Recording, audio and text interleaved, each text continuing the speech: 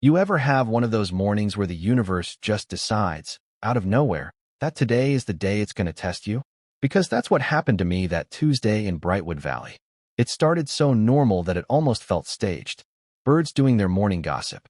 The smell of sprinkler water hitting warm concrete.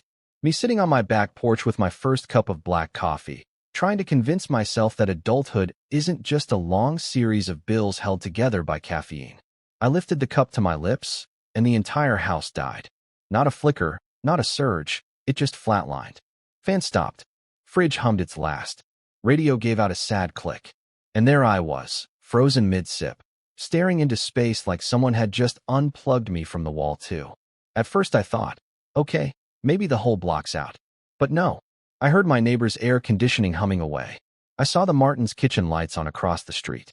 Even the old guy down the road was mowing his lawn like it was any other Tuesday. Everyone had power except me. And let me tell you, that hits different. I checked my breakers. Nothing.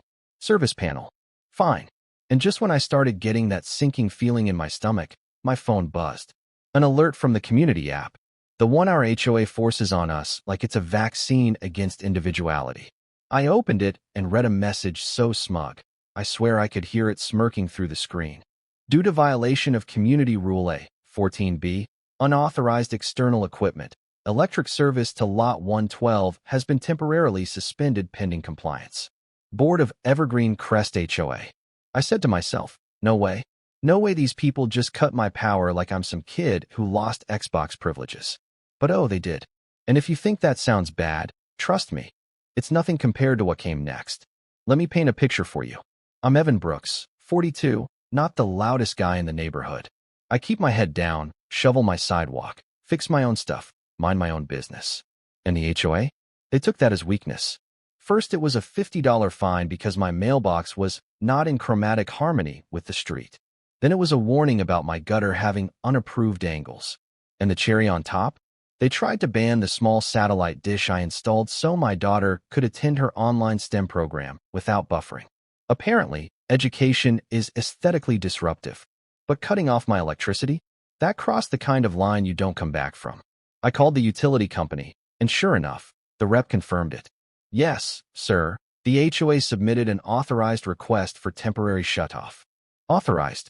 Like these suburban home monitors had any right to do that. I asked the rep, is this even legal? She sighed and said, you'll want to talk to a lawyer. Which is code for, dude, you're screwed unless you fight back. So I marched down the cul-de-sac to the HOA office. It used to be a garage. They slapped a flag outside and suddenly thought they were Congress. I banged on the door. Locked.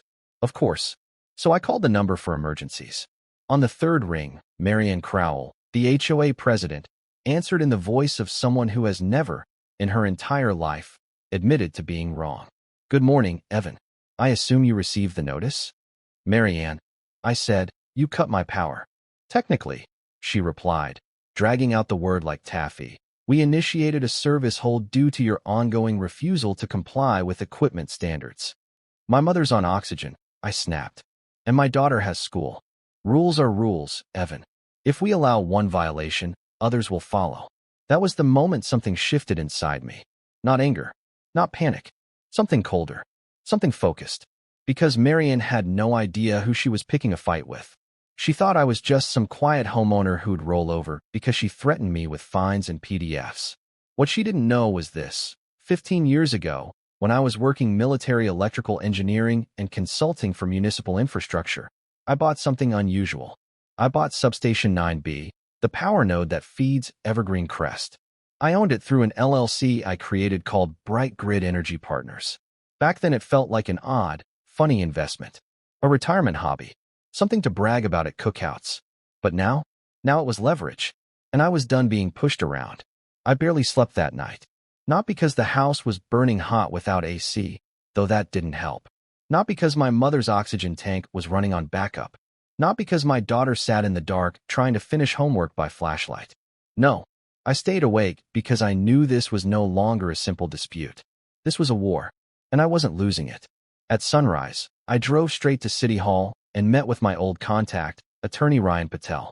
When he saw the ownership documents for the substation, his jaw actually dropped. You own the entire power distribution hub for Evergreen Crest? Evan, that's enormous. And they cut my power, I said. They endangered my mother. They interfered with critical infrastructure. Ryan leaned back in his chair, let out a whistle, then said the words I had been waiting to hear. They're screwed. Completely, unbelievably screwed. He drafted letters, threats, notices. He told me to gather evidence and talk to neighbors. So I did. And what I found? Evergreen Crest was basically a suburban dictatorship wrapped in hydrangeas and passive-aggressive newsletters. People whispered stories like they were sharing classified intelligence.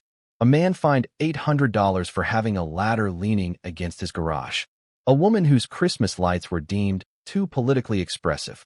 A veteran told to repaint his wheelchair ramp because it didn't match the community palette of warm neutrals. These people weren't enforcing rules. They were enforcing ego. And no one fought back because they thought they were powerless. Literally. So I posted on the community forum. The HOA cut my electricity without legal authority. They endangered my family. And they didn't know I owned Substation 9B, the primary power source for this entire neighborhood. If you've been threatened, fined, or harassed, talk to me. It's time we push back. Overnight, dozens responded. Then hundreds. Stories poured in like broken pipes. Rage. Exhaustion. Fear. For the first time, it wasn't just me standing alone. It was the whole neighborhood waking up. Marion had no idea what was coming. The next night, after another petty fine landed in my inbox, I drove to the substation. The quiet cube of metal and gravel I had passed 1,000 times without looking twice. I unlocked the gate with the same key I'd held for 15 years. Checked the relays. Checked the monitors. Everything hummed like loyal soldiers waiting for orders. And then I flipped the override. Not for the houses. Not for the families. Not for the people who'd suffered in silence. I flipped it for the HOA office. The clubhouse. The tennis courts. The surveillance cameras. The heart of their little empire. At exactly 7:04 p.m., Evergreen Crest's crown jewels went black. At 7:06, my phone rang. Marianne. Screeching. Evan, what did you do? You can't just shut down community infrastructure. Funny, I said. That's exactly what you did to me. This is a hostile act. So was leaving my mother gasping for oxygen. There was silence on her end. The kind of silence that tastes like fear. I hung up. And for the first time in a long time, I felt the balance shift. But I wasn't done. I documented everything. I uploaded proof. I exposed every shady fine, every unfiled permit, every intimidation tactic, every lie. And the neighborhood roared. Signatures poured in demanding the removal of the board. Parents, veterans, single moms, retirees, people who had never spoken up, people who were tired of being bullied.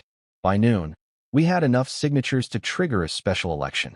By evening, we had enough to dissolve the board entirely. But the wildest part came later that night, when I checked my silent motion camera feed pointed at the HOA office.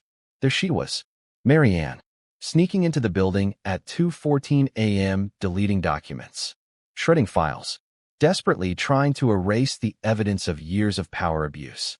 What she didn't know was that I'd already mirrored the HOA's entire shared drive 3 days earlier.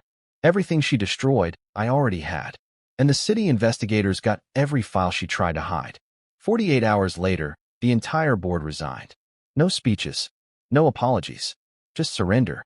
Evergreen Crest took its first free breath in a decade. Overnight, neighbors emerged like they'd been living underground. People talked again. Kids played outside. Folks smiled instead of watching their backs. And for the first time in years, the neighborhood began to feel like an actual community, not a dictatorship disguised as a homeowner association. A week later, Marion showed up at my door. She looked smaller somehow. Tired. Worn out.